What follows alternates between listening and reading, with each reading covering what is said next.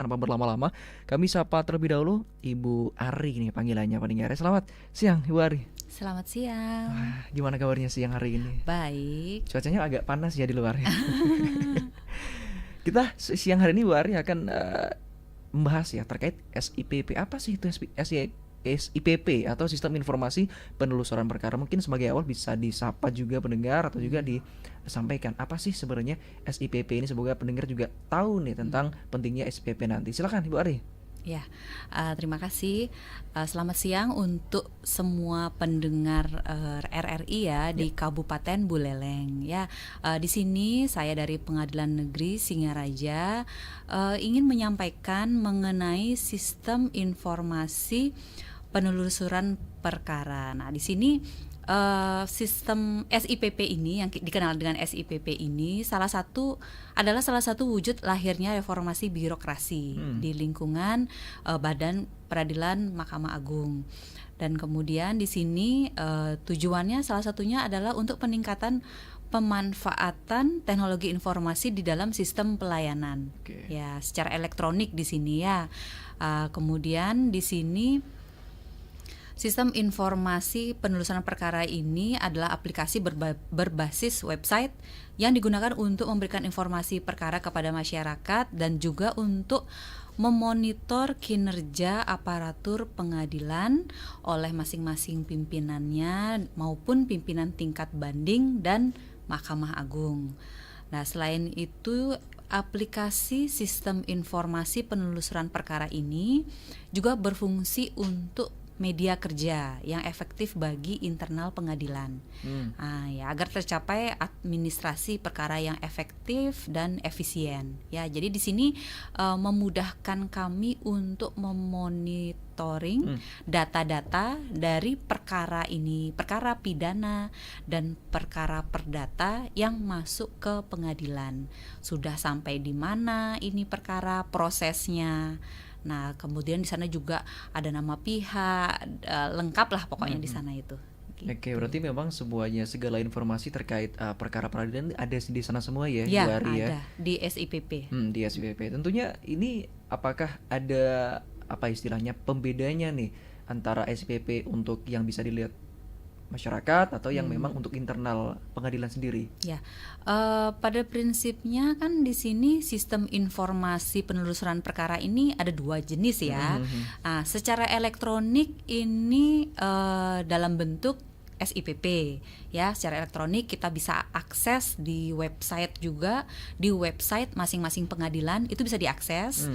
Di sana ada keterangan mengenai para pihak, jenis perkara, sudah sampai mana, jadwal sidang, itu lengkap semua. Biaya perkara lengkap semua di sana. Dan kemudian seperti sebelumnya ada yang manual. Jadi para pihak kalau memang ada kendala dalam penggunaan teknologi ya, bisa datang langsung ke pengadilan, ke meja informasi. Nah, di situ ada staf, ada pegawai pengadilan yang akan membantu apabila masyarakat ingin mencari informasi mengenai perkara yang sedang berjalan atau perkara yang sudah putus. Ini bagaimana upaya hukumnya dan lain-lain. Berarti memang semua jenis perkara itu semuanya bisa dilihat di sana, meskipun sudah perkara yang sudah lewat atau juga yang mungkin sedang berjalan gitu ya Bu Ari ya. Ya, jadi di sini namanya juga sistem informasi penelusuran perkara ya. Dulu itu kan masih manual ya, masih buku-buku. Jadi kita simpan di arsip dan tentu saja kan resiko juga besar kan, rusak dan berdebu, dan terutama itu yang paling susah, nyarinya susah banget kan, lama ya. Harus dibongkar semua. Nah, itu memerlukan waktu, nggak efisien jadinya, nggak efektif juga. Nah, kemudian dengan adanya sistem informasi penelusuran perkara ini akan mempermudah akses untuk informasi bagi masyarakat. Sangat mudah bagi internal pengadilan juga, memudahkan untuk membantu memberikan pelayanan mengenai informasi perkara.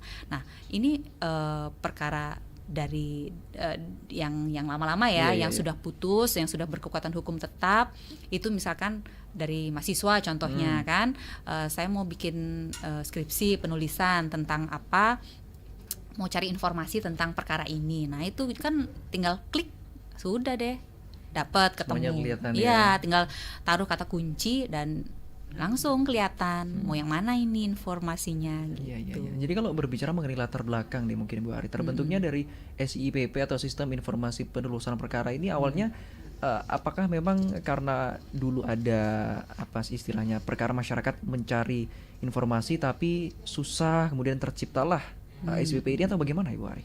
Jadi ini dasar hukum terbentuknya ini sistem informasi penelusuran perkara ini dari dasar hukumnya ya, dari SK-KMA nomor 1144 garing EKMA garing SK garing 1 2011 tentang pedoman pelayanan informasi dan di pengadilan.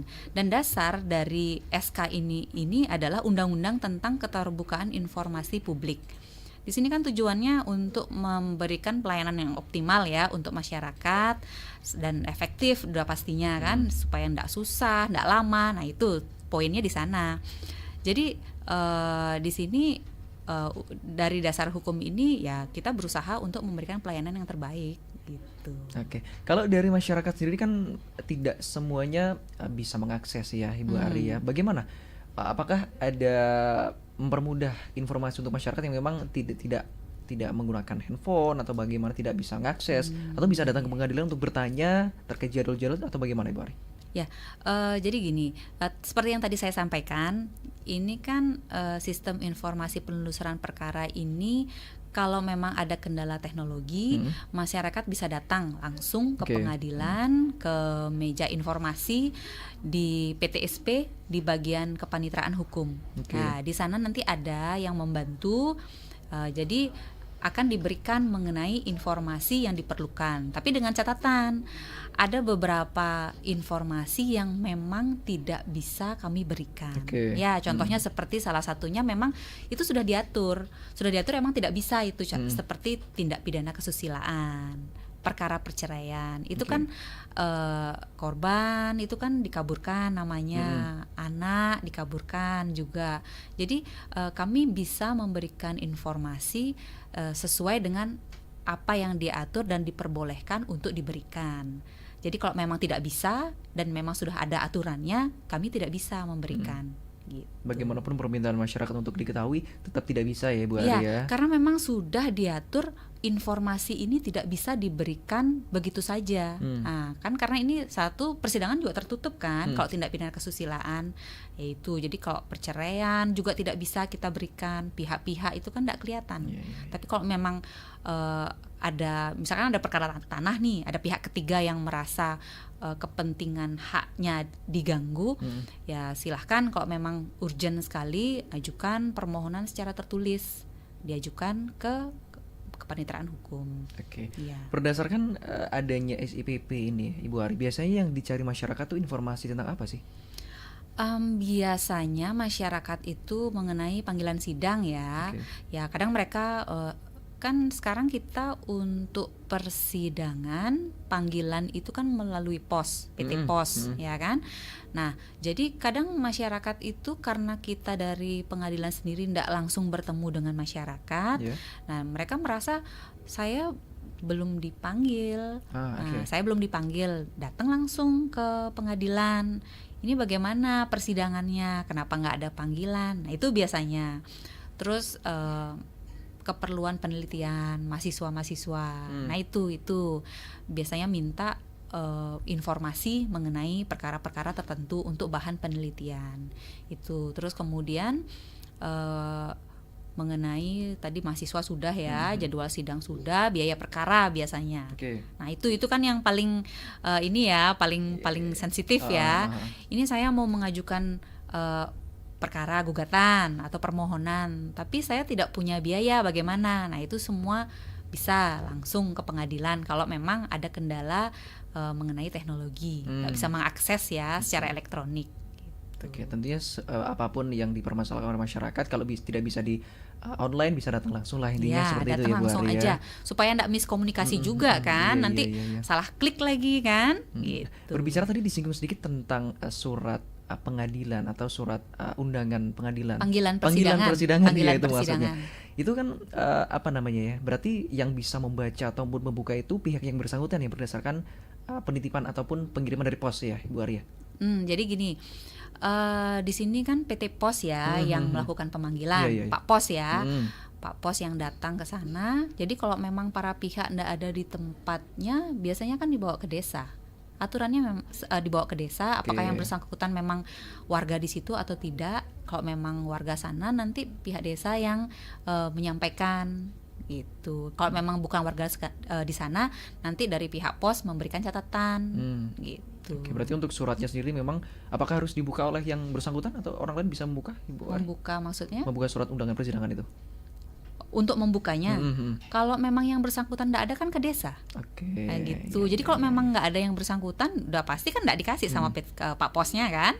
Jadi di desa, nanti di desa dicek betul nggak ini namanya warganya, masih nggak yang bersangkutan di sini, Oke, gitu. Jadi baik. nanti hasil panggilan Pak Pos itu ada di sistem informasi penelusuran perkara. Bisa dicek tracknya sudah sampai mana. Kita yang mengecek internal. Oke. Jadi kalau misalkan para pihak merasa saya tidak dipanggil tapi sudah ada keterangan dalam sistem informasi penelusuran perkara, ya panggilannya sudah sah. Gitu. Oke, baik.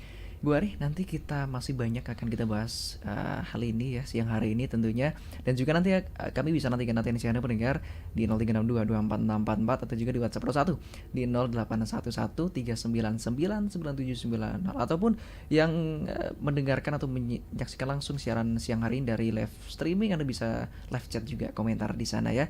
Pendengar dan juga Bu Ari tetap bersama kami ya di Pro 1 Racing Raja, siaran kanal informasi dan inspirasi.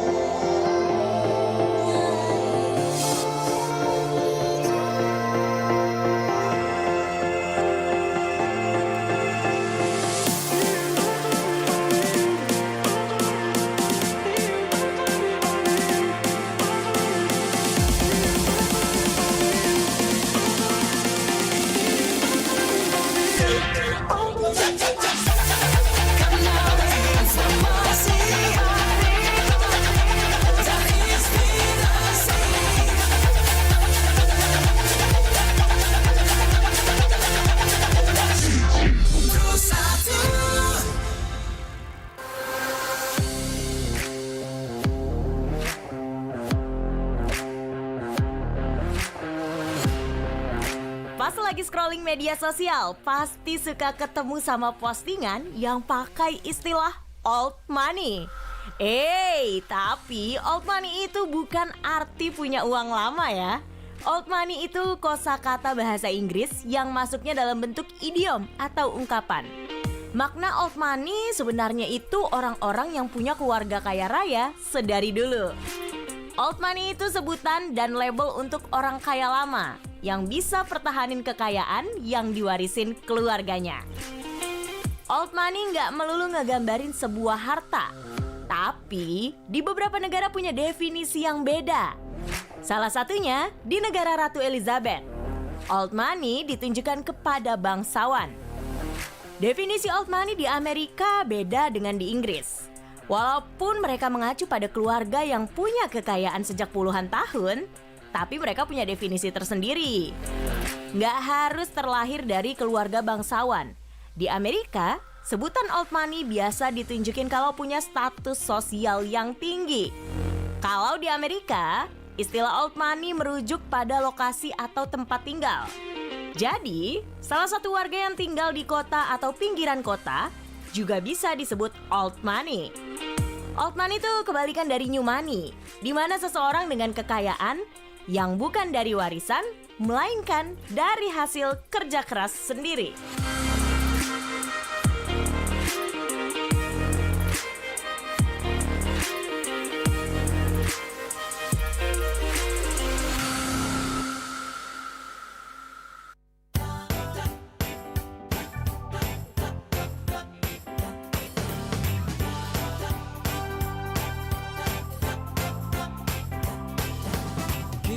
berbeda dalam menentukan pilihan.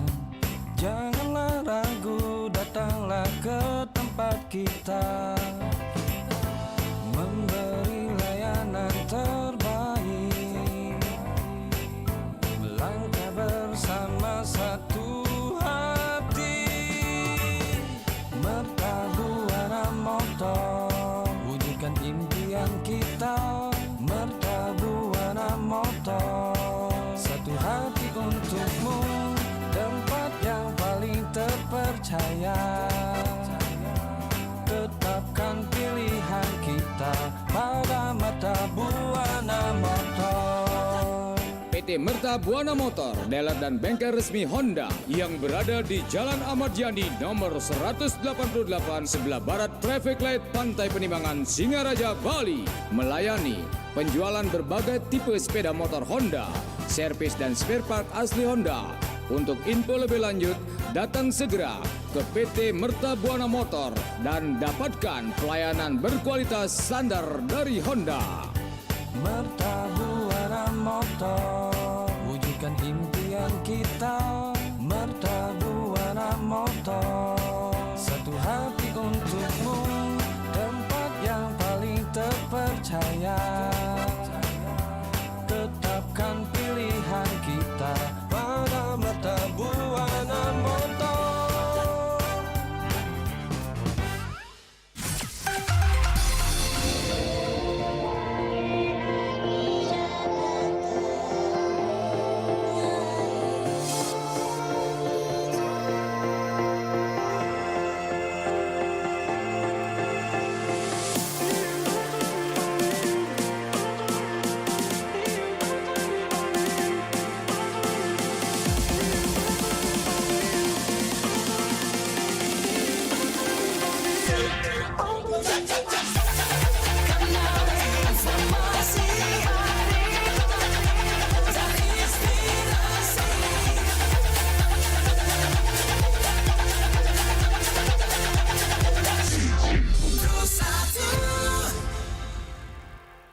Anda masih bersama kami pendengar di Pro 1 RRI Singaraja, siaran kanal informasi dan inspirasi. Bagi Anda siang hari ini yang baru bergabung, kami ucapkan selamat siang. Tentunya masih dalam Dialog Indonesia Bisa mendengar siang hari ini dalam pembahasan Sistem Informasi Penelusuran Perkara atau SIPP dari Pengadilan Negeri Singaraja. Tentunya bersama narasumber ada Ibu Gusti Ayu KD Ari Wulandari SHMH, Hakim Pengadilan Negeri Singaraja. Bagi Anda pendengar mungkin ada pertanyaan ya, tadi sudah menyimak kurang lebih 30 menit pertama bersama kami yang bisa bergabung.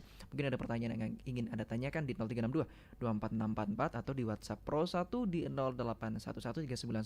0811399790 atau juga di live YouTube, di live chat ya, Anda bisa bergabung juga.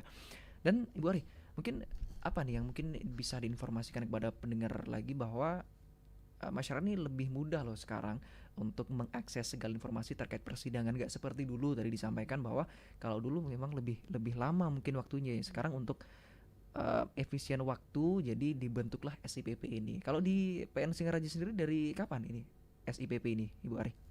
Ya, ini ya. Jadi SIPP ini terus mengalami perkembangan terus mengalami perkembangan. Jadi di sini fungsi pokoknya di sini kan aplikasi ini dibuat untuk memudahkan dari internal sendiri ya, untuk penelusuran perkara, karena kadang perkara-perkara yang upaya hukum itu kan ya mungkin memerlukan waktu yang lama ya, proses upaya hukum ya. Nah itu jadi supaya kita tidak di sana sampai mana ini. Nah, tinggal akses aja di situ, dan pimpinan pun di sana bisa mengawasi. Dan kadang di sini kan kita terkoneksi juga, sistem informasi penelusuran perkara ini terkoneksi dengan sistem yang lain. Misalkan kalau memang belum ditunda persidangan di aplikasi SIPP oleh Panitra atau data belum masuk, nah itu kelihatan di aplikasi monitoring namanya. Ada lain lagi aplikasi elektronik lainnya, dan itu di sana kelihatan bahwa ini data ini belum diinput di SIPP, silahkan dilengkapi, dan itu juga ada pengawasnya. Oke. Kebetulan juga saya pengawasnya di bagian itu. Kebetulan ya, gitu. Ibu Ari ya. Jadi di sini untuk akurasi data ini sistem informasi penelusuran perkara ini sudah didukung oleh aplikasi elektronik lainnya. Gitu. Jadi kalau memang datanya belum masuk, misalkan hari ini jadwal sidang belum ditunda, itu kelihatan nanti data ini belum dimasukkan, data penundaan sidang, atau hari ini ada agenda pembuktian surat dan saksi misalkan dari pihak penggugat atau tergugat, dan itu belum diinput oleh pegawai yang bersangkutan, itu kelihatan nanti di aplikasi yang lain ini. Lain lagi aplikasinya. Beda-beda berarti ya sama SIPP ya, Ibu Ari Ya, ya. aplikasi SPP ini kan hanya salah satu aja dari banyak aplikasi yang dikeluarkan oleh Mahkamah Agung untuk meningkatkan kinerja badan peradilan. Oke, berarti yang bisa diakses oleh masyarakat hanya SIPP itu aja. Yang bisa diakses kalau mengenai informasi perkara ya, dari website bisa juga, kan di sana kelihatan perkara-perkara, kadang perkara yang menarik perhatian itu kan masuk semua di sana. Oke. Kegiatan-kegiatan pengadilan juga masuk di sana. Kalau memang dari SIPP-nya kurang jelas, nah itu tadi seperti yang saya sampaikan tadi, masyarakat bisa langsung datang ke pengadilan, ke meja informasi di bagian kepanitraan hukum. Ya, supaya jelas informasinya, ndak kabur di luar Iya. katanya kan. Dan itu untuk hanya sekedar bertanya, itu tidak ada biayanya. Tapi kalau memang minta salinan putusan, itu kan resmi Iya, ya iya. keluarnya ya, itu ada biaya materi redaksi. Itu biaya itu sudah diatur, jadi nggak sembarangan. Nah, jadi sudah ada aturannya untuk materai redaksi salinan putusan, informasi-informasi yang lain itu sudah ada gitu. Jadi nanti juga ada tanda bukti pembayaran, ada lengkap itu semua. Oke, berarti masyarakat juga dalam satu hari itu bisa 24 jam ya diakses ya SIPP itu ya. Ya, bisa. Jadi untuk sistem informasi penelusuran perkara ini kita menginput datanya kan 24 jam itu waktunya kan. Nah, kalau misalkan pada hari sidang yang bersangkutan, nah panitera belum menginput data secara lengkap, itu di hari berikutnya langsung kelihatan. Oke. Data saksi, jadwal sidang, atau apapun yang terkait dengan data yang harus diisi dalam sistem informasi penelusuran perkara, kalau belum lengkap kelihatan nanti di situ. Jadi ada aplikasi lain yang mengawasi. Oke, Gitu. berarti istilahnya ada apa ya, salinan yang memang membantu kemudian melengkapi hal tersebut ya, Bu Ari ya. Ya, jadi itu ada monitoring, ada aplikasi untuk monitoring sistem informasi penelusuran perkara kami, gitu. Jadi kalau memang data belum lengkap, aplikasi yang lain ini, aplikasi monitoring ini yang kelihatan nanti di situ, kita bisa ngecek pimpinan, internal pengadilan, bisa nanti ngelihat dan bisa saling mengingatkan dengan kita, ini perkara ini kok belum, ini panitranya siapa, hakimnya siapa, ini belum diinput datanya, lengkapi gitu. Kelihatan, dan itu nanti terlihat ini berkas belum lengkap, ini padahal udah putus kemarin, hari ini kok belum lengkap. Nah, itu jadinya kan itu memotivasi juga ya, kinerja juga kan, kelihatan nanti kinerjanya di situ gitu. Selain untuk mempermudah masyarakat untuk mencari informasi terkait peradilan nih, apa mungkin fungsi lain yang bisa didapatkan dari SIPP ini, Ibu Ari?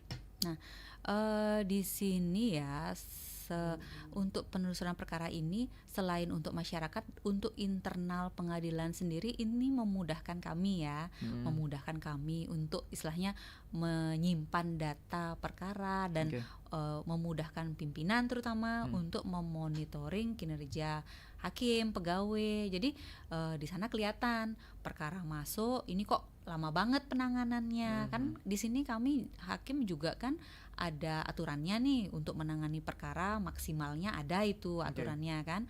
Ini kenapa, apa kendalanya? Nah, itu kan terlihat di situ kan. Jadi di sini untuk masyarakat ada kepastian jadinya. Nggak bertele-tele nih, dan itu pun penundaannya kenapa lama, alasannya apa gitu. Untuk masyarakat ada kepastian hukum jadinya itu. Oke. Penginputan data biasanya berapa lama, Ibu Ari, berdasarkan hal peradilan yang sudah ditetapkan, kemudian penginputan masuk ke SPP ini berapa lama biasanya prosesnya? Ya, itu dalam aturan 1 kali 24 jam. harus data sudah masuk. Jadi lewat jam 12 malam nih, kalau kita belum input data, besoknya di sistem aplikasi monitoring itu kelihatan ini data belum masuk, kelihatan gitu. Jadi kan kita gampang jadinya ya untuk internal ya. Untuk saya biasanya saya ngecek panitera ini udah ditunda atau belum. Kebetulan karena saya pengawas kan, bersama dengan tim Satgas namanya. Nah, itu kami memonitoring kinerja internal pengadilan. Ini sidang hari ini yang mana yang belum diinput untuk penundaan, untuk saksi gitu. Jadi ya harus 1 kali 24 jam diinput data pada hari yang bersangkutan. Selama memonitoring ini Bu Ari, karena sebagai pengawas sendiri ya, Satgas sendiri, mungkin bisa nggak disampaikan sedikit apa yang mungkin selama pengawasan ini yang bisa disampaikan ke masyarakat supaya masyarakat juga tahu nih bahwa pengawasannya itu seperti ini loh sistem SIPP-nya gitu. Iya. Jadi gini, kami di sini mengharap masyarakat juga paham ya. Di sini kami kan sudah ada sistem elektronik untuk menelusuri perkara yang ada di pengadilan. Di sini kami pengadilan berharap masyarakat juga memahami informasi apa saja yang boleh, yang bisa dan tidak bisa diberikan kepada masyarakat. Ya seperti tadi contohnya misalkan tindak pidana kesusilaan, perceraian. Nah, itu kan ada nama pihak untuk perceraian, anak, korban. Nah, itu juga tidak bisa kami ungkap begitu saja. Nah, itu kami mengharapkan data sudah lengkap ya, valid di sistem kami, dan kami mengharap masyarakat memahami tidak semua data bisa dibuka begitu saja. Ya, baik. Nah, berdasarkan informasi tersebut, selain masyarakat yang memang mencari informasi peradilannya di SPP Bu Ari, kan ada juga yang datang ke pengadilan ya. Kalau bisa dipresentasikan dalam 1 bulan kira-kira berapa banyak masyarakat yang memang ingin mencari tahu terkait kasus-kasus peradilan ke PN Singaraja sendiri?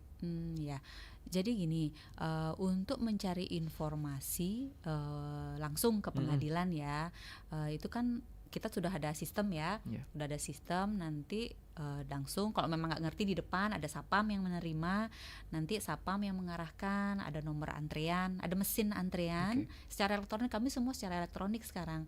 Nah, ada mesin antrian di sana mau kemana. Nah, kalau untuk mencari informasi ke bagian hukum, nanti dari bagian hukum memilah juga mana informasi yang bisa diberikan, mana yang tidak gitu.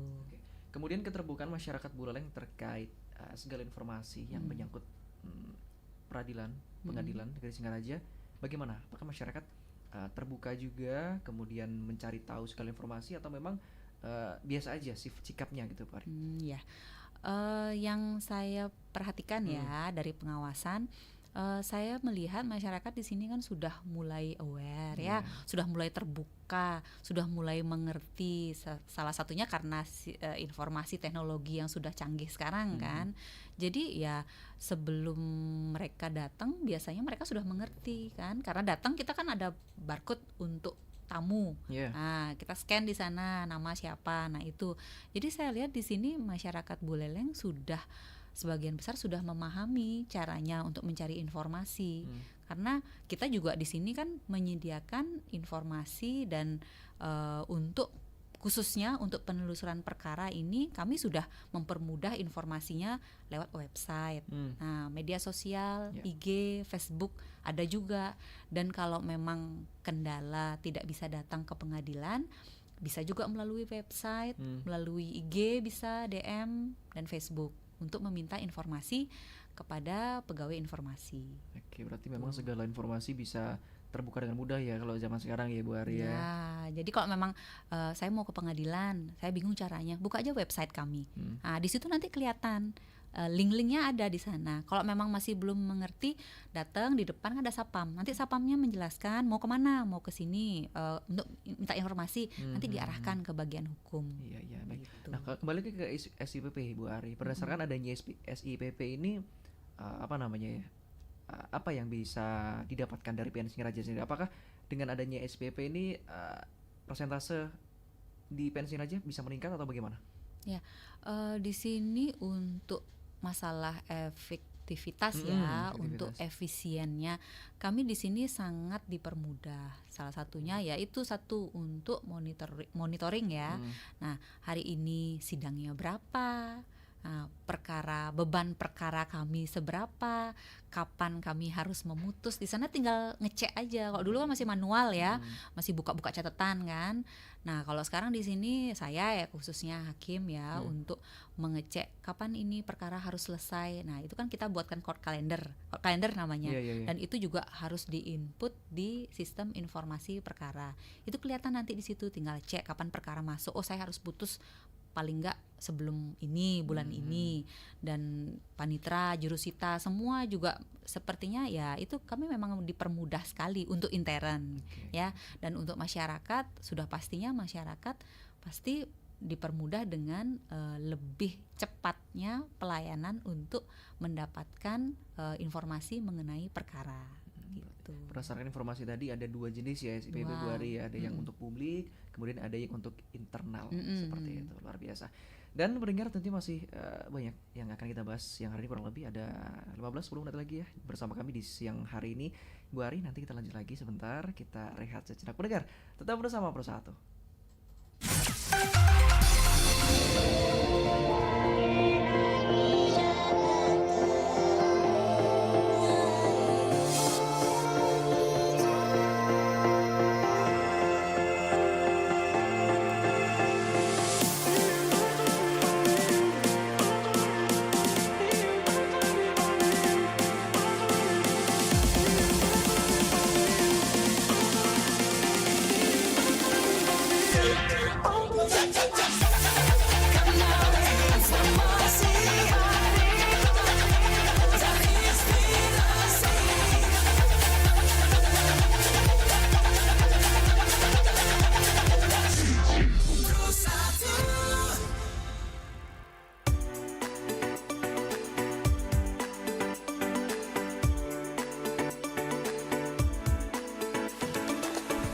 Tahukah kamu apa itu mukbang? Mukbang berasal dari kata mukja yang artinya makan dan bangsong yang berarti siaran. Jadi, secara harfiah, mukbang berarti siaran makan. Dalam mukbang, seorang host akan memakan sejumlah besar makanan di depan kamera dan menikmati setiap gigitannya dengan penuh sensasi. Fenomena ini pertama kali populer di Korea Selatan dan dengan cepat menyebar ke seluruh dunia. Banyak konten kreator di platform seperti YouTube dan Instagram yang menghasilkan konten mukbang, menampilkan berbagai jenis makanan, dari makanan cepat saji hingga makanan mewah. Tidak hanya sekedar menikmati makanan, mukbang juga menjadi media untuk berbagi pengalaman kuliner dan menghibur penonton. Beberapa host mukbang terkenal bahkan memiliki jutaan penggemar yang menonton mereka memakan makanan favorit mereka. Namun, ada juga yang memandang mukbang dengan sudut pandang kesehatan. Konsumsi makanan dalam jumlah besar secara teratur dapat membawa risiko bagi kesehatan tubuh. Jadi, penting untuk tetap mengkonsumsi makanan secara seimbang dan berolahraga secara teratur.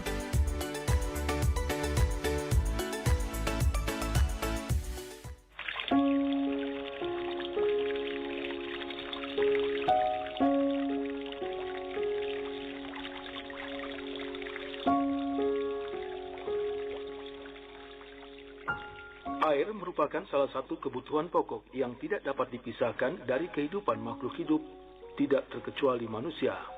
Namun, tahukah Anda bahwa dari hasil studi penelitian, survei geologi Amerika Serikat menyatakan sekitar 72% bagian dari bumi tertutup air, namun 97%-nya adalah air asin yang tidak bisa diminum.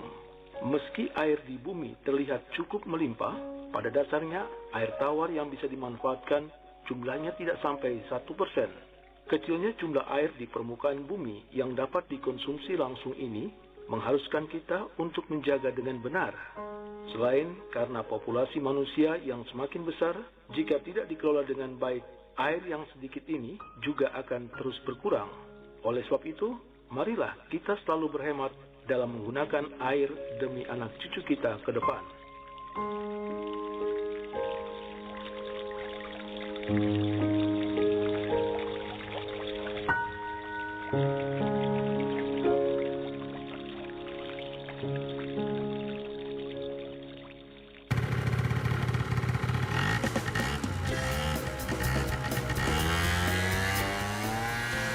Ketika Anda tengah beraktivitas seharian di saat cuaca panas, tentu tubuh mengeluarkan banyak keringat yang membuat Anda merasa gerah.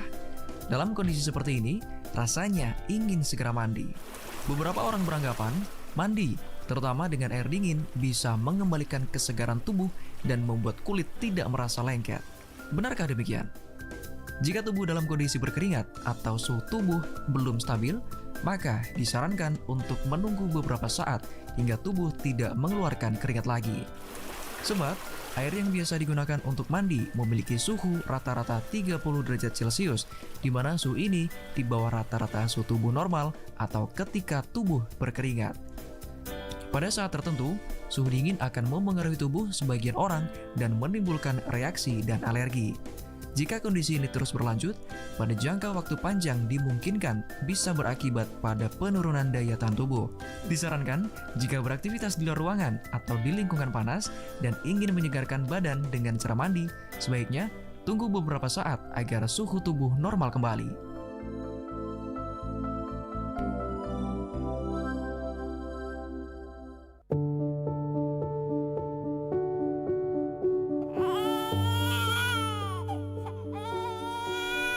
Bulan aku dikandung mama. Papa sangat bahagia karena aku lahir ke dunia. Papa juga menceritakan dongeng tiap malam. Senang sekali rasanya. Tapi saat aku tumbuh remaja, Papa berubah jadi kejam.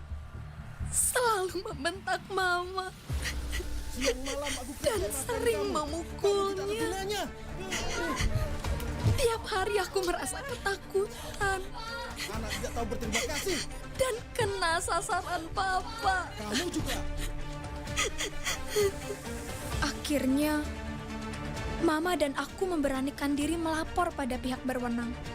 Karena kami berhak mendapat kasih sayang, bukan kekerasan.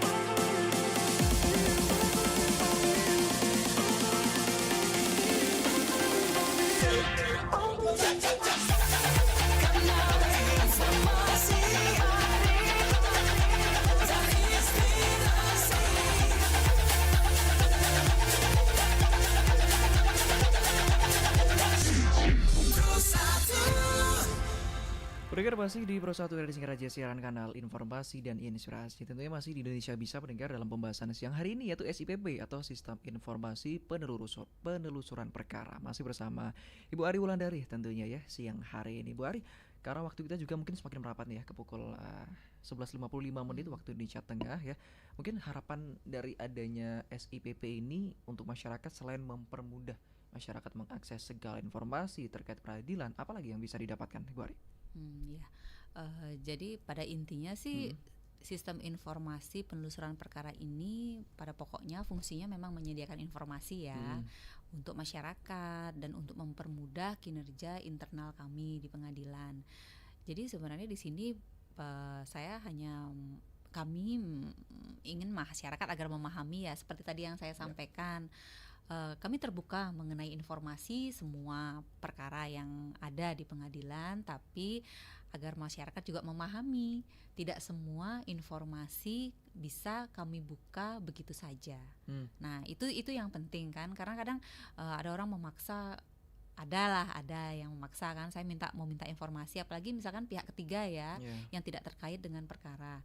Kalau memang perlu banget, urgent sekali, silahkan bersurat gitu. Nah itu aja sih yang saya harapkan agar masyarakat bisa memahami bahwa informasi itu tidak serta-merta kami buka begitu saja. Ada beberapa yang tidak bisa dibuka karena itu memang sudah aturannya tidak boleh dibuka.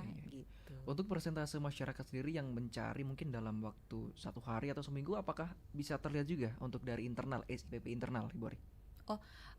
Itu informasi untuk pencari informasi itu ya masyarakat itu ada di bagian meja informasi.